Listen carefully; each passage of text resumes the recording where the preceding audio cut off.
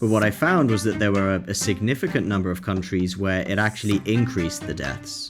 Now, sometimes that increase was only temporary, but still, the overall result was more women died after abortion was legalized than were dying before. And so the Netherlands is one of those examples. And when the Netherlands legalized abortion, there was a small spike in the number of women who died from abortions, and then it just went back down to what it was before. So in the Netherlands, it didn't work at all. In the UK, it didn't work at all. In Uruguay, it didn't work. Basically in no country has it ever worked. De podcast van je leven. Over medisch-ethische dilemma's rondom het begin van leven. Hallo en welkom bij de podcast van je leven. Mijn naam is Chris Develing en ik werk voor NPV Zorg voor het leven. En dit tweede seizoen spreek ik met interessante gasten over het thema begin van leven. En dit keer een bijzondere gast en een internationale gast, Dr. Calum Miller. En we zullen dus ook in het Engels het gesprek gaan voeren. En het gesprek zal gaan over abortus en eigenlijk het abortusdebat. So, Dr. Miller, thank you for being here. Welcome. Thank you. Thanks for having me on. I'm very thrilled to have you on the episode because, I wanted to speak to you about a lot of things concerning the abortion debate. And for me personally, your efforts, not just your academic work, but also your defenses of the pro-life stances have been very helpful for me in my personal journey. And I think we have a lot to talk about today for the Dutch audience as well. So you are an ethicist, a philosopher, and a doctor. But perhaps for the audience who don't know you yet or are not familiar with your work, could you introduce yourself a little bit by telling us what you do in your daily life? Yes, I'm a medical doctor by background, and I have a research background as well. So I've spent many years doing academic papers. That was a bit of teaching in Oxford, a bit of research in Oxford. And it's often revolved around the themes of abortion from different perspectives. So I initially started in the kind of ethics side of it, looking at the abstract philosophical questions about abortion. And then over time, I've got more involved in the medical side of abortion, the legal side of it, the policy side, and so on. And so those are my backgrounds. And then maybe 6 or 7 years ago, I felt that I wanted to share this with a wider audience, not just the sort of limited academic community, and so began giving talks, have ended up giving talks in many, many countries around the world. And this is something that I never anticipated doing. I grew up in a country that is about 5 to 10% pro-life, and I was pro-choice. And it was really being at medical school that changed my mind to be pro-life. And once I changed my mind, I had to ask myself, what do I do with this information? I can't just sit there and do nothing when a quarter of the children in the UK are aborted. This is a huge issue that I need to use my skills and gifts and time to really make a difference. And so that's what I've been trying to do for the last 10 years or so. Right. So what I'm curious about is why would an Oxford man, so to speak, ever consider becoming pro-life and maybe going against a lot of the mainstream thinking within especially academia? Yeah, I think I'm quite fortunate in that Oxford, despite the general state of universities in the West, which are very pro-censorship, very one-minded and fairly closed to different ideas, Oxford is quite exceptional in that regard. There's a very good exchange of ideas for the most part. Of course, there are minority positions, and pro-life is certainly one of those. And I'm sure there are some people at the university that are very pro-censorship and do not like these ideas being talked about. But there are also plenty of people who do support this. So the professor of ethics, when I was there as an undergrad, I'm not sure if he's still the professor of ethics, he was one of the foremost pro-choice philosophers in the world. And yet he was the one that would stand up vocally for the pro-life society at the university to say, we need to talk about these ideas. Everyone should have an opinion and a voice and so on. So I'm quite fortunate that I never faced much backlash at the university. Certainly did in the medical profession. It certainly damaged my medical career, but that's fine. But for me, it was really a question of So all that to say, I was given an opportunity to think about different ideas and, the freedom to challenge perspectives. And I was always someone that was very passionate about human equality and human rights and looking out for the most vulnerable people in society. And so I was pretty left wing at university, and these are values, of course, that the left doesn't monopolize, but they do claim to have a particular emphasis on. And in some cases, it's true. They are better than the right at looking out for certain marginalized and vulnerable groups of people. And so that's the background I came from, was having that concern for the people who are most vulnerable in society. And then this was obviously based on the idea that every human was equal, no matter their status or their background or their abilities. And so it was really a question of, okay, well, if every human is equal, is this thing in the womb a human being? If it's not, then it kind of doesn't matter. But if it is, then we have to treat it equally to everyone else and give it the same rights and protections that we do to everyone else. And so once I kind of realized this, the only other question was, is this a human being? And that was a very straightforward scientific question that I had learnt in medical school. It's obvious that life begins at conception, and therefore I had to go with the scientific facts. So it was a combination of human equality plus the science. And, people portray the pro-life view as quite complex and, philosophical and hard to understand, but it's actually very simple. The only two things that you need to be pro-life are believing in science and believing in human equality. And these are two things that everyone already claims to believe in. I just actually did believe in them. Put two and two together, and surprisingly the answer was 4, and so I became pro-life. Now, there are, of course, some people who would say, yes, it's true, it is a human being, but that still doesn't mean that it has a right to be kept alive. What would your answer be to that? Yeah, so there are some people who say, well, it's a biological human being, but it's not a human being in a kind of moral, philosophical sense. And what you find if you basically hold that position is that you have to define humanity and you have to define our value and our human rights in terms of something else, such as our abilities. And it usually is based on our abilities. So people will say, you're not a human being in the moral, philosophical sense until you are able to be autonomous or rational or something like that. And what they're basically doing is setting up a kind of 2-tier system within humanity to say, these are the sort of first-class humans, the ones that have these abilities, and then these are the second-class humans, the ones who don't have these abilities. And it's only the ones that have these abilities who matter. And for some people that can be very intuitive, and for me it was quite intuitive for a while. But the problem is when you actually think about the logical implications of that, they're really quite radical. Because once you begin to base our value and our worth on what we can do, it's not as simple as just saying, the people at the beginning of life in the womb don't really matter, but everyone else does. Because once you say that our value is tied to our abilities, it totally undermines human equality for everyone. So not only do you get the famous examples of, newborn babies that are born outside of the womb, but they can't be autonomous, they can't reason. It's well known that, these philosophers have often said, well, then we have to have infanticide and start killing babies after birth. But it goes much further. You get people with dementia, you get people with certain psychotic conditions. And then even among people who don't have these serious psychiatric conditions or, even outside babies, it sets up a whole load of inequality for everyone else.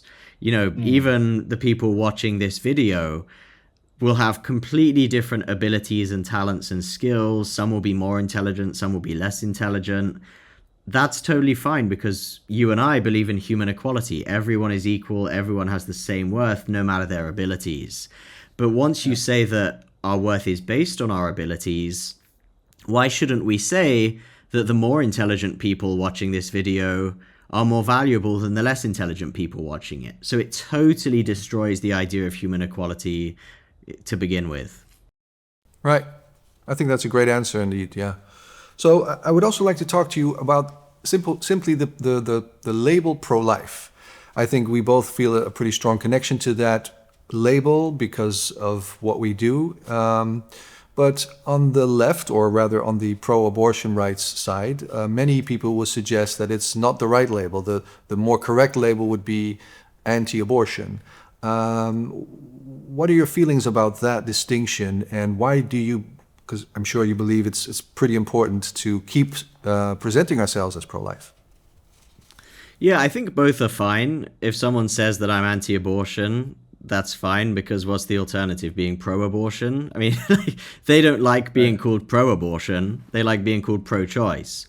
So I think that's, and the reason for that is everyone knows that abortion is a bad thing. And so, I'm not scared about being called anti-abortion. But I think it's helpful to use the term pro-life because it signifies that this is not just an isolated issue that exists on its own for kind of arbitrarily, and it's not as if we oppose it sort of out of nowhere. The reason that abortions happen is because there is a wider cultural disrespect for the human dignity, for the value of human life and for the person. And the reason we oppose it is because we believe in human dignity, we believe in human rights, in human equality, we believe in abundant life for everyone.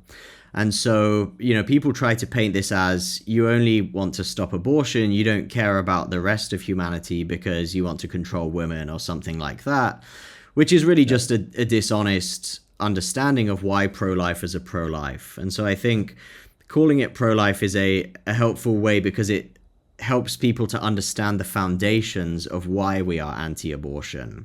It's not just that we oppose it randomly or because we want to control women, it's because we believe in the value of life and we will defend innocent, vulnerable life, whether it's life in the womb, whether it's life in a war zone, whether it's life in the case of euthanasia or anything else. So pro-life helps people to understand that better and understand where we're coming from.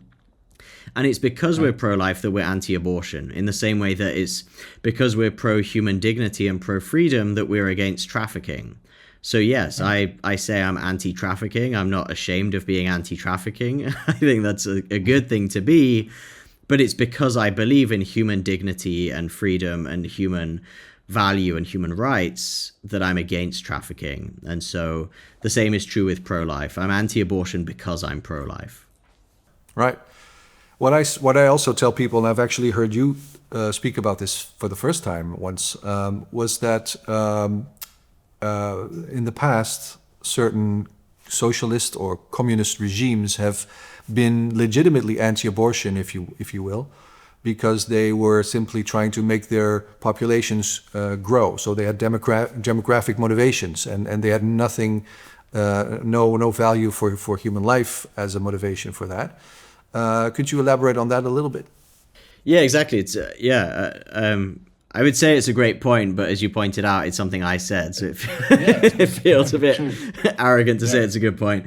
But I think it's right that there are many people who are anti-abortion for different reasons. And the label pro-life helps us to distinguish us from those people. So as you say, in Romania, Nicolae Ceausescu was very anti-abortion. He restricted it significantly, although he didn't ban it, as many people claim. But it was not because he believed in the value of human life. It's because he needed population. There were not enough children being born. And his policy explicitly said the fetus is the property of the state. So this is the opposite of a pro-life perspective. It's not grounded in the fetus being a human being that has value and dignity. It's the fetus's property, but because it's the state's property, we have a right to protect it and, look after it as an instrumental value to the state. And so, again, it's kind of, I think the way we use labels is to point to a position that someone holds and why they hold it. And it's meaningless and dishonest, I think, to do anything deliberately to group us in the same category as people who hold literally the complete opposite perspective on the unborn child to us. We believe it's a person. Ceausescu believed it was property. Both of us were quite anti-abortion, but for opposite reasons. And so I think it's dishonest and disingenuous for people deliberately to try and merge those two together. Right. And I would add maybe that pro-lifers, they want everyone to be born, no matter the demographic. And for instance, Ceausescu was mostly interested in Romanians becoming, staying alive, and perhaps even within Romania, the strong and not the weak necessarily. And North Korea is another, well, the two other good examples. The Nazis banned abortion for Aryans, but they forced abortions on populations they considered dysgenic. And the same with North Korea today. They have pretty much banned abortion for North Korea, for, you know, the ideal North Koreans as they see them. But anyone who goes against that or who is not part of the ideal, they still do forced abortions. So this is what we see in those fascist and communist regimes. It's not truly anti-abortion. It's a little bit anti-abortion because it's really about eugenics, whereas for us, it's fully anti-abortion because it's about human life. That's a great explanation. Yes, thank you.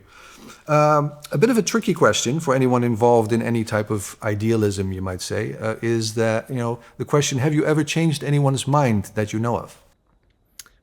Yeah, I think, to be honest, most people have not thought about it in great detail. And so when we think about changing minds, we're not necessarily always thinking about changing the minds of hardcore pro-abortion advocates. Maybe I've changed some of those minds. No one immediately comes to mind, but it's possible. You know, there are plenty of people who had thought that they were pretty pro-choice, had never really thought about it in detail. And once they were explained the issue and had some arguments given to them, they came around and said, yeah, that's absolutely right. I never thought about it that way. So I've heard a lot of stories of people like that. Quite often I'll give a talk to a large audience, and so I don't hear back from most of them, but there'll be some people who come up afterwards.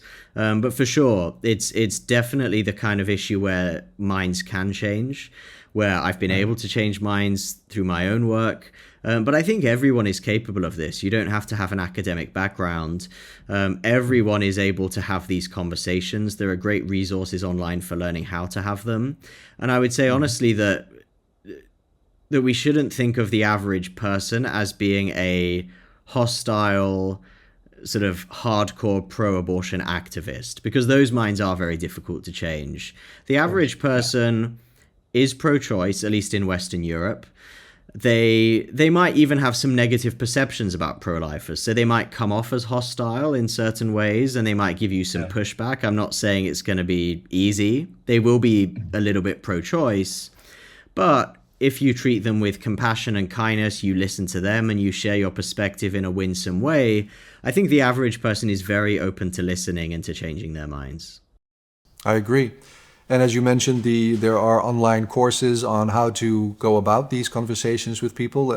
We at NPV also, we offer one of those courses. So if you're watching, people, check out our website and maybe you can subscribe to one of those courses. Another question is, in the Netherlands and in the UK, as well as many other Western countries, we've just mentioned it, mostly the majority would be pro-choice as a standard almost. And as a result of this, probably, a lot of money, millions of dollars, are going to foreign aid. It has become very essential for people to see abortion as healthcare, and so people in developing countries, especially the women, of course, they deserve the same ability or access to abortion. What are your feelings or thoughts on that? Yeah, it's a very interesting area, and your country and my country are both two of the leading countries promoting this globally, which is obviously very sad. And it's also something that I think, at least in my country, I can't speak for the Netherlands, the average person doesn't want us wasting our money promoting abortion around the world. The average person says, yes, I want the freedom to have an abortion and it shouldn't be restricted in this country, but they're not paying their hard-earned tax money just to go and promote this around the rest of the world to countries that are pro-life. So I think it's something that, you know, those of us in the West can really push back on, and the politicians really should be open to this, because they're not going to lose any votes if they stop, ruining their relationships with countries in the global south by promoting this colonial agenda on them. So ultimately, it is a new kind of colonialism. It's much more subtle and much less noticed, but it is basically Western nations saying, we know best, we think you should have abortion regardless of your own culture and beliefs, and so we're going to pressure you to do this, and often using blackmail to do it, saying we're going to withdraw all of our funding for HIV medication unless you legalize abortion. So it's really quite evil when you put it that way. I do think that this is something that we can push back on and that we can make significant progress, because it's something that people in those countries don't want. It's something that taxpayers in our countries don't want our tax money to go towards. And so it's really a very small group of people that are pushing this on the rest of the world. And I think there's a very good case for that to be stopped. Do you think that there are also ideals concerning the population of the world that are at play with these missions? Yeah, so if you look at the history of the promotion of abortion around the world, it was originally very much to do with eugenics, and then population control, and then eugenics again. And so you look at the founders of groups like Marie Stopes, which is one of the largest, probably the second largest abortion provider in the world. She very openly said that if she were in charge, she would compulsorily mandate the sterilization of people who were disabled, of mixed race people, and many other groups of people she said were just bad kinds of people, and she would sterilize them by force. She was an admirer of Adolf Hitler and so on. And then with Planned Parenthood, the biggest abortion provider in the world, again, the founders of that were very, very clear that they believed that people around the world were subhuman, that they were less valuable, and that they needed to be reduced in their population. And it was kind of surprisingly to most people, it was only around the 1990s, with conferences in Beijing and Cairo, that actually turned this sort of family planning abortion movement into a women's rights movement. Until that moment, almost everyone pushing this globally was a eugenicist and a depopulation theorist. And it was only 30 years ago that they said, this is a bad look, we need to make this about women's rights. And so today, what you have is a kind of fusion of those. I'm not saying everyone pushing for this around the world is pro-depopulation and so on. A lot of them think this is genuinely the right thing to do and it's a human right.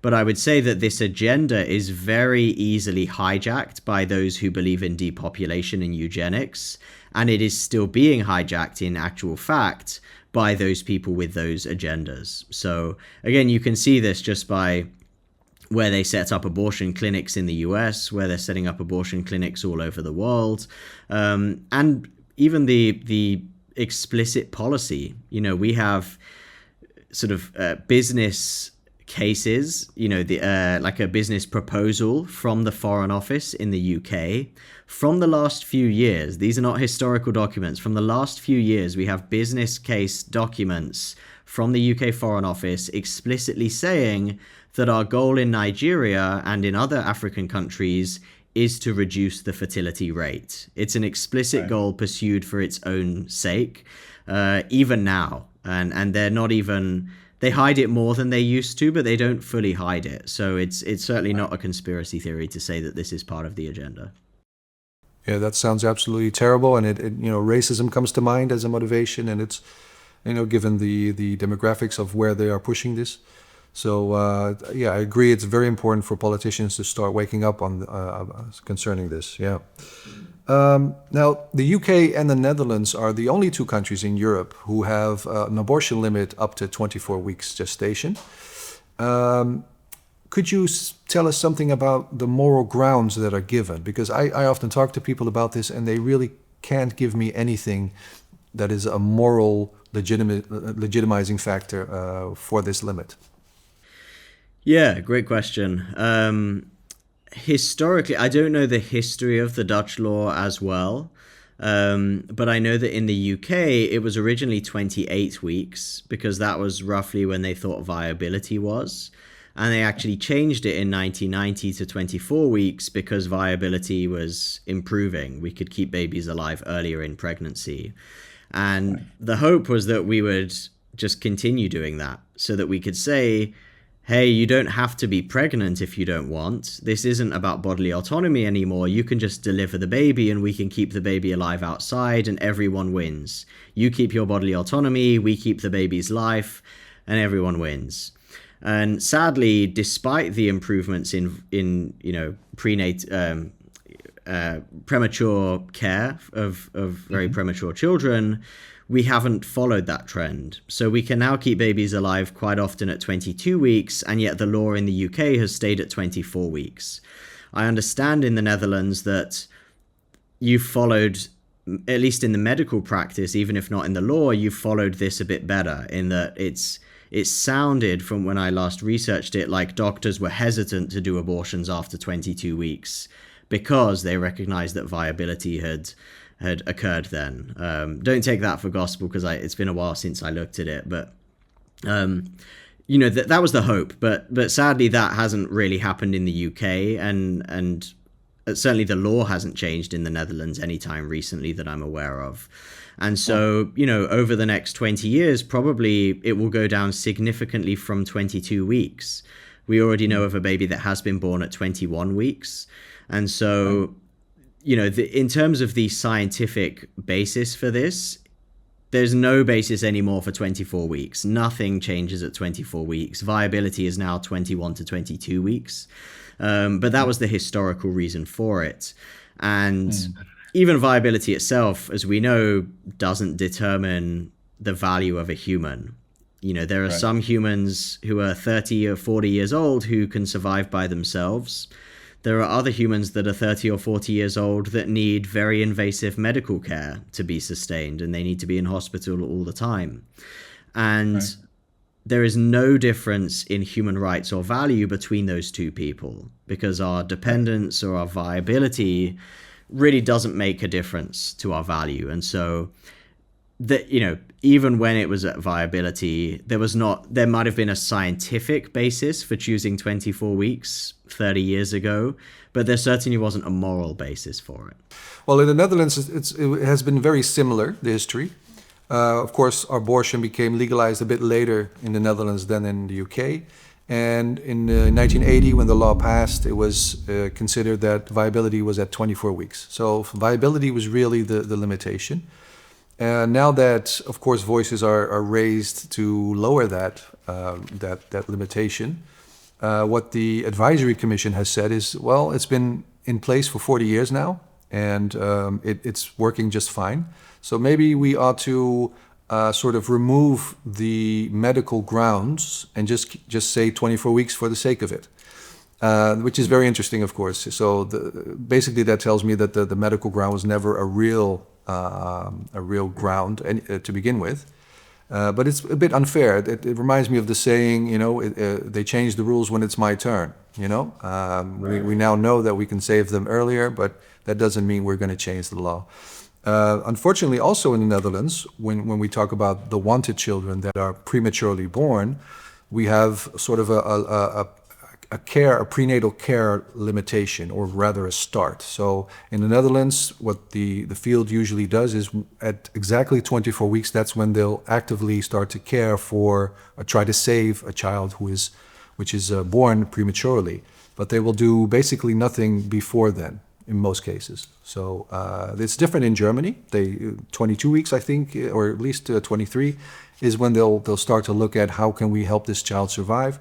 But in the Netherlands, it's 24 weeks. And one of the reasons for that is because if you lower it, it will cause problems with the abortion law. It will cause an inconsistency. So to me, that was mind-boggling, to be honest, that's one of the major reasons for keeping it at 24 weeks, also in prenatal care. Yeah. Yeah, well, I would say on that although there is that tension that the reduction to 22 weeks in terms of keeping babies alive and, perinatal resuscitation is something that points people towards the abortion law and makes them question it. In the UK, we've been a bit more fortunate in that the Perinatal Medicine Society does recommend resuscitation from 22 weeks now. So they have said, I mean, they didn't comment on the abortion law, but they said we can keep babies alive at 22 weeks. That should be the norm. And so that would be an example, I think, for the Netherlands to draw from and say, look, the UK has decided to do this from 22 weeks, even though they have a similar abortion limit. Why can't the Netherlands do that as well? Yeah. Well, we have couples with these problems who are fearing a premature birth, who have to go to Germany because they know that their child will at least get the necessary care there. I think it's very difficult for parents as well to see that if the child is born before the 24 limit mark, then if doctors are not doing anything, what does that do for your closure? Something I want to spend some time on as well is the issue of maternal mortality. I know you've studied on this issue. You've done international research on this. It's a bit of a difficult topic, and there's a lot of misinformation going around when it comes to especially maternal mortality due to abortion. Can you tell us a bit about what's at stake here? Yeah, there are a number of issues that are connected here. So sometimes these are all grouped together. So one of the questions is, is it legal to have an abortion, or is it moral to have an abortion if the woman's life is at risk? And do pro-life laws prevent doctors from acting if a woman's life is at risk? Other people will talk about a slightly different question of, if you ban abortion, then women will not, have the baby. They will still have the abortion, but they will have an unsafe abortion. And they will die as a result, and this is what happened in Romania under Ceausescu and so on. And so this was historically a prominent argument, because in the past, most people said abortion is a bad thing, it's wrong, it kills a baby. And so people advocating abortion couldn't push for abortion as a woman's right. They had to say it's kind of harm reduction or damage limitation. We agree that abortion is bad, but it's even worse to have illegal abortion where women are dying as well as the babies. So we might as well make it legal, and then at least it's only the babies who die, but the women get to survive, which is better than both of them dying. So this has become a very common argument in sub-Saharan Africa, where the majority of maternal deaths happen and where most people are still against abortion. So the only argument that they can use to persuade people is that women are dying anyway and babies are dying anyway. You might as well try and save the women and reduce these maternal mortality statistics. So it's become quite a persuasive argument in the global south. The problem is that the argument is fundamentally untrue, and not just because it's unethical. We would never say you can violate a human right, a fundamental human right, an unqualified one, to save for public health reasons. International law explicitly says that even in a case of a public emergency threatening the life of a nation, you cannot violate the right to life. So in the first place, there's a fundamental ethical problem with this kind of argument. But the second problem is empirical, and this is something that pro-lifers have not looked at as much over these last 50 or 60 years. So I began to research it a few years ago and publish papers on this question, really examining the question of, when you legalize abortion, does it reduce maternal deaths from unsafe abortion? And when you prohibit abortion, does it increase the deaths from unsafe abortion? Because that's what this argument is based on. And what I found, even I was surprised. I thought the evidence would be quite mixed, and that in some cases it would help, in some cases it wouldn't. I was kind of shocked at how rarely legalizing abortion works. So what I found was that in virtually no country that I examined, and I looked at dozens of countries' data on this, I could not find a single country where there was convincing evidence that legalizing abortion actually reduced maternal deaths or deaths from unsafe abortion. But what I found was that there were a significant number of countries where it actually increased the deaths. Now, sometimes that increase was only temporary, but still, the overall result was more women died after abortion was legalized than were dying before. And so the Netherlands is one of those examples. When the Netherlands legalized abortion, there was a small spike in the number of women who died from abortions, and then it just went back down to what it was before. So in the Netherlands, it didn't work at all. In the UK, it didn't work at all. In Uruguay, it didn't work. In basically in no country has it ever worked. By contrast, when countries have prohibited abortion, we only have a few examples of this because sadly the trend globally has been towards abortion. But Poland is the best example, where Poland restricted abortion almost entirely in 1993. And before that, they had a very average maternal mortality record for Europe. It was probably worse than average under communism. And since they banned abortion, there was no spike in women dying. Women's maternal mortality just continued to decline as it had done before, but it actually declined even more impressively because Poland today has the best maternal health record in the world. So it has the lowest maternal mortality of any country after criminalizing abortion. Malta has never legalized abortion, but has a total ban on abortion, except where the woman's life is at risk. And likewise, they have had no maternal deaths in 12 years from any cause, let alone abortion. So what we find generally as the trend is that when a country makes this policy change, it either makes no difference, or we find that legalization makes the problem worse. And then when you look across the whole world all at once in a kind of cross-sectional perspective, you find that the countries that have pro-life laws but good healthcare do not have women dying from unsafe abortions. Countries like Poland or Malta or the United Arab Emirates or Korea and so on. But countries that have poor healthcare and pro-choice laws still have many, many women dying from unsafe abortion. Countries like Zambia, South Africa, India, Nepal, Ethiopia, Rwanda, etc. So really what we've shown is that the law itself rarely makes a difference. And if it does make a difference, then pro-life laws are actually better for babies and for the mothers. What really matters for women dying from unsafe abortion is, does the country have a good quality healthcare system in general? If it does, then regardless of the law, women will not die from abortions, except in very extreme rare situations. If the country doesn't have good healthcare infrastructure, women will die from unsafe abortions, whatever the law says. So the core question, if we actually care about women, is not, is abortion legal? Although making it illegal does help us and helps women. But the most important question for preventing women from dying during pregnancy and childbirth is really just about basic healthcare, and that's what we should be focusing on. Right. That's very, very interesting, because the narrative is basically opposite, you know, that it's purely the question whether or not abortion is legal, and that will save women's lives if it is the latter. Now, you mentioned that Poland has a very low, actually the lowest now, maternal mortality rate, also including abortions. But I know that some people will say, hang on, we've seen a few women in the news that have died as a consequence of, according to the media, the strict pro-life laws in Poland. How do you look at those cases? Yeah, it's been a while since I looked at those cases, but I did look at least two of them in detail.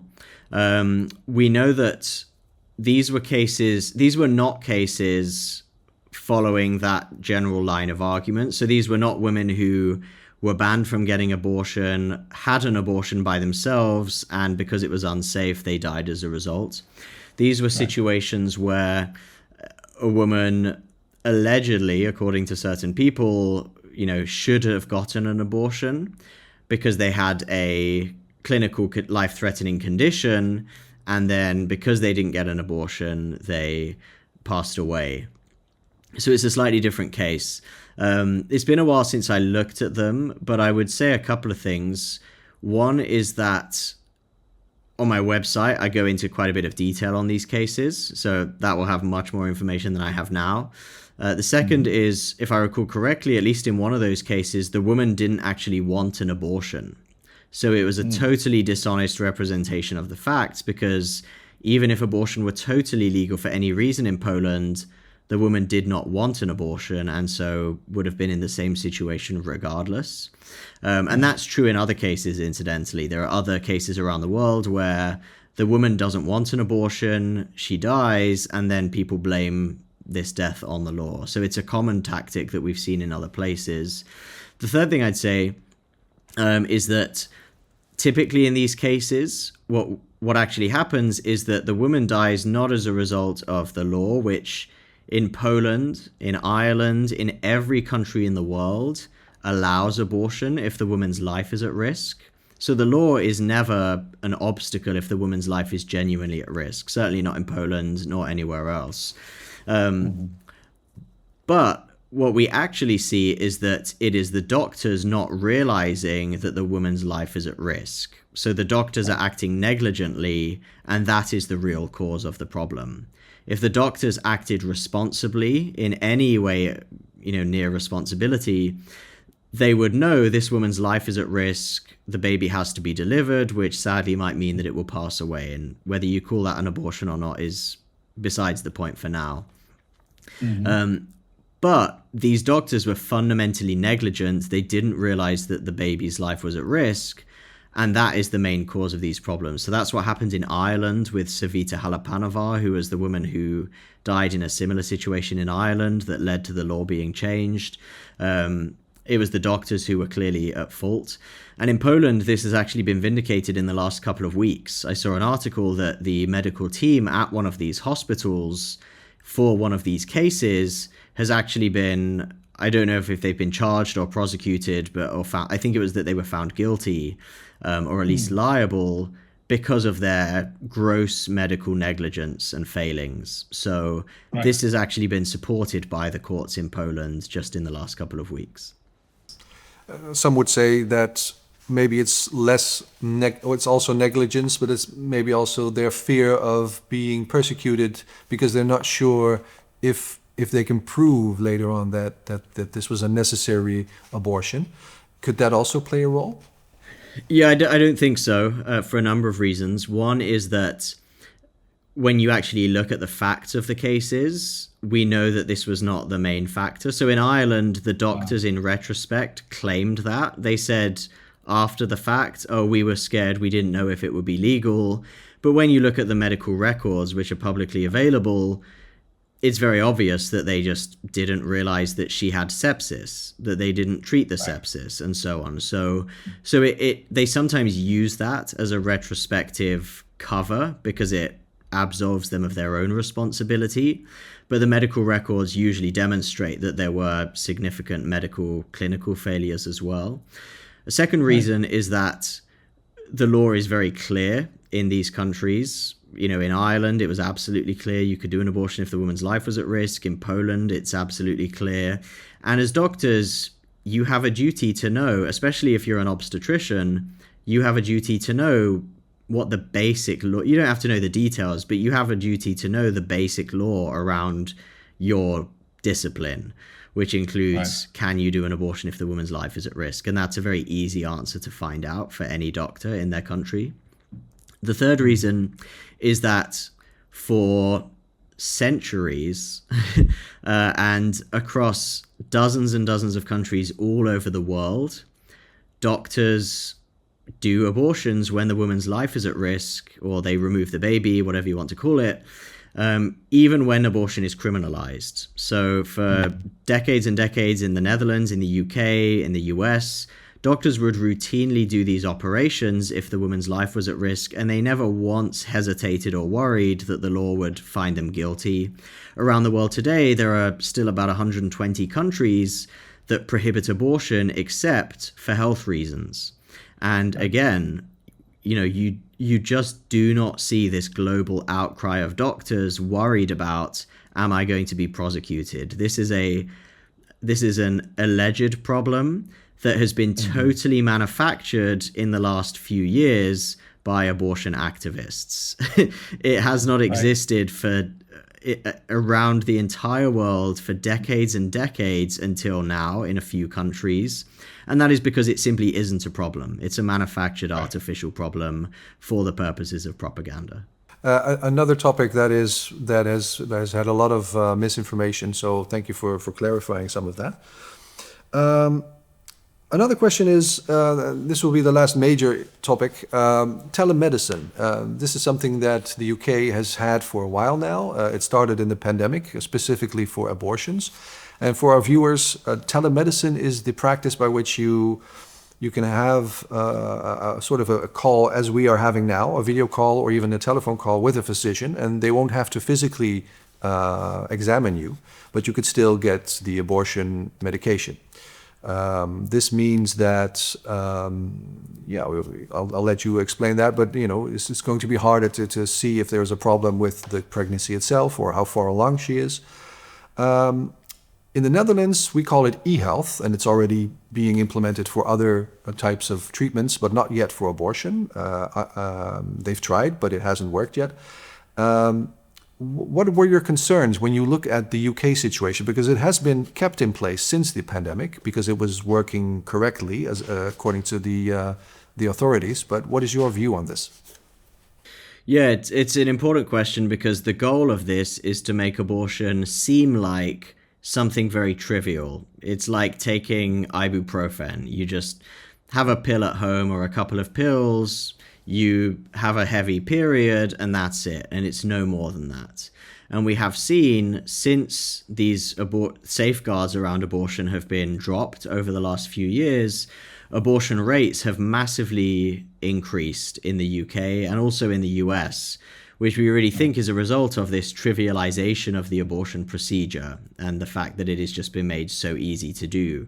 Now, of course, it carries many risks, and I was pleasantly surprised to see that the abortion clinics and doctors in the Netherlands actually highlighted these risks and said this is not safe. Abortion has to be done at a clinic by a professionally trained person.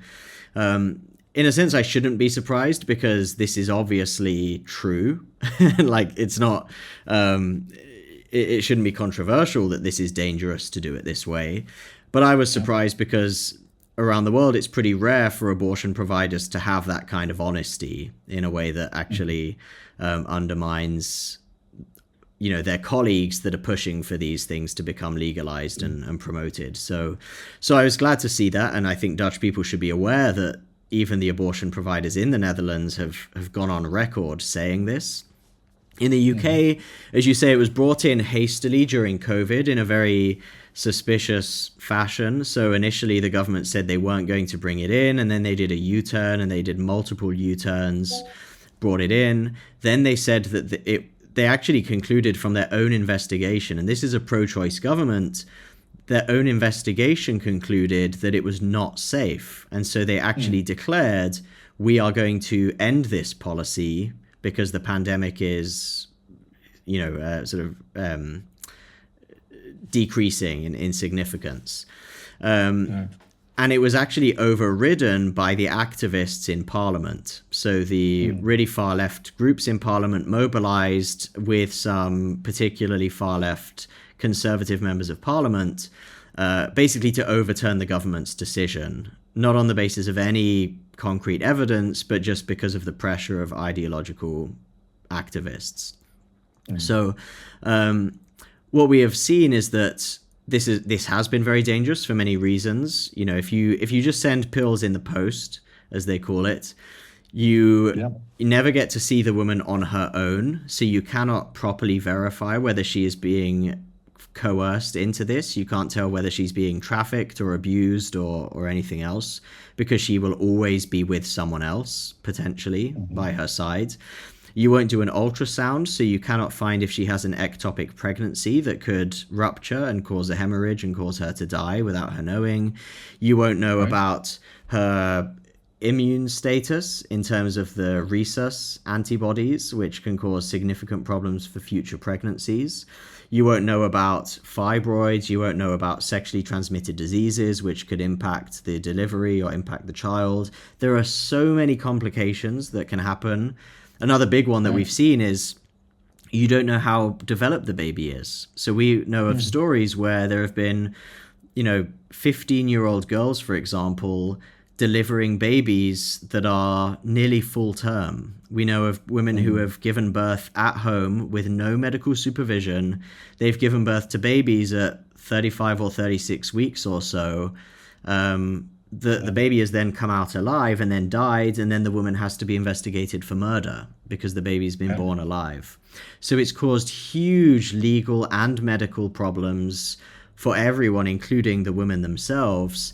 And it was those kinds of reasons that made people think this is not safe. The Royal College of Pediatrics came out and said this is not safe. We oppose telemedicine abortion. The network of safeguarding professionals in the National Health Service came out and said, we oppose this. This is not safe.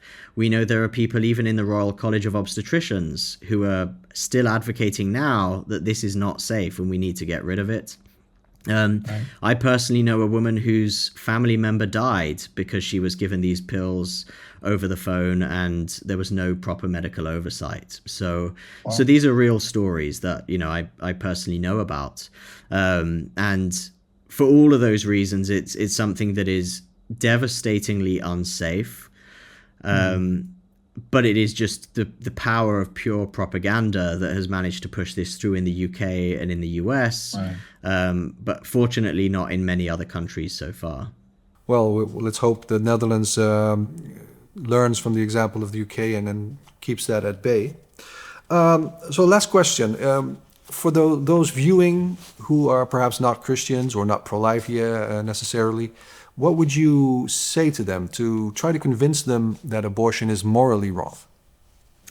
Yeah, I would say keep an open mind. This is something that minds are changing all the time. In the UK, we have seen that the oldest generation of men is about 8% pro-life. The youngest generation of men is 36% pro-life.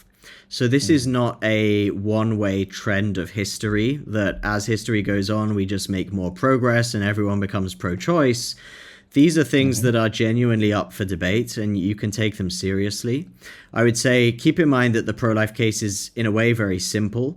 It is just putting two and two together. You have human equality, every human is equal, and then the scientific fact that is a overwhelming biological consensus that a human organism begins at fertilization. And once you put those together, there really is no other conclusion except the pro-life conclusion. And, that can be defended in a much more length. You can look at my website if you want to go into the details of that. But that's the basic case. If you believe in human equality, you have to believe in it for everyone, no matter how inconvenient that might be. And then I would say just continue these conversations about it. Don't feel like you're going to lose all your friends. Some people might not might not love the fact you've changed your mind, but most people honestly won't care, and you might change some of their minds as well. But I would say there's nothing to fear. This is a good cause. This is a cause that you will get great fulfillment from doing the right thing on, and history will look on you kindly, and certainly the people you care about and that care about you the most will look on you kindly for doing what you think is right, even when it might look difficult. So I would say keep looking into it. There are great philosophers, if you're really sort of skeptical, that you can read. People like David Hirshenov is an excellent philosopher. Most of his papers are available online. There are great resources out there. So don't just think of pro-lifers as being crazy religious people. There are some really profoundly educated people at the top of their fields in medicine, in philosophy, in law, in all of these areas at the top universities in the world who are pro-life and who can defend it very well. So don't feel like you're going back to some kind of uneducated religious past. This is something that is genuine progress. This is genuinely backed by science. This is genuinely backed by our beliefs about human equality. So I'd encourage you to look further into it and be open to those arguments.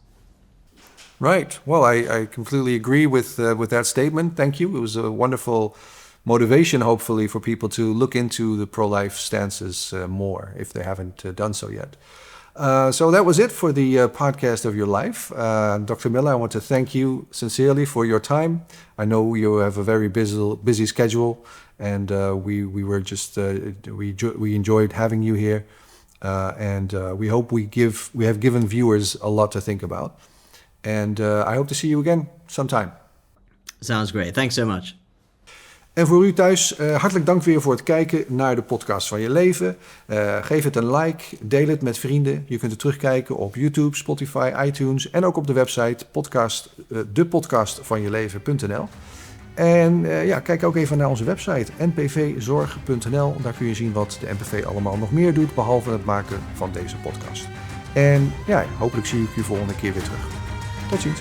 Deze podcast is een product van de NPV Zorg voor het